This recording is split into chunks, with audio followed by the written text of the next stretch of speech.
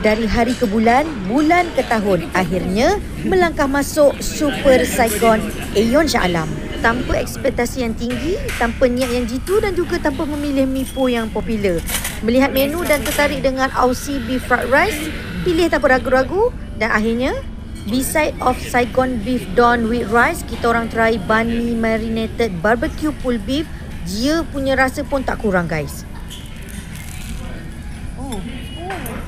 Sound crunchy. Untuk beverages, kita orang try dragon lemon smoothie, mango smoothie, dendam coconut coffee, ice milk coffee dan juga black coffee. Ya guys, coffee Saigon ni boleh rasa dia punya burn tu. No wonder dia punya apa coffee Saigon. Yang ni sis lupalah nak order apa. Rate dia pada kadar normal. Rasanya. Rasanya sedap.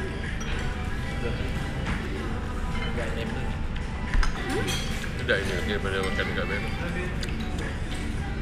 Sedap lagi di sini daripada Vietnam. Vietnam ni makan sedap apa yang dekat kedai uncle tu. Bukan uncle yang orang Kedah. Sedap ke? Macam menu ni lain-lain. Sedap. Cuba rasa. Nasi goreng apa? Orang limau. Sedap. Nasi goreng dia tu rasa macam nasi goreng apa? Macam-macam apa?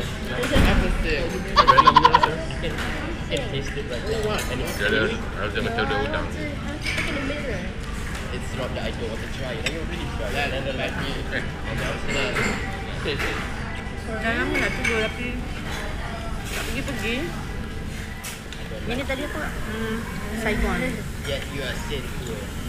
Oh, ni abang dah campur dengan telur Coffee Saigon.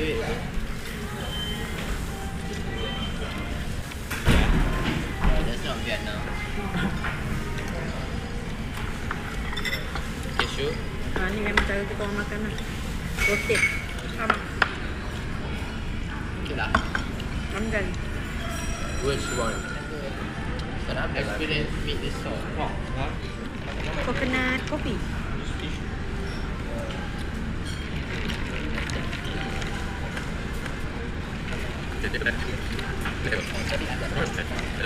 Minum lagi untuk dapatkan rasa. Rasa macam kerisi. Oh, pretty great. Oh. Campur double shot of coffee with coconut atau kerisi. Boleh pergi lagi, next kita try mipo pula.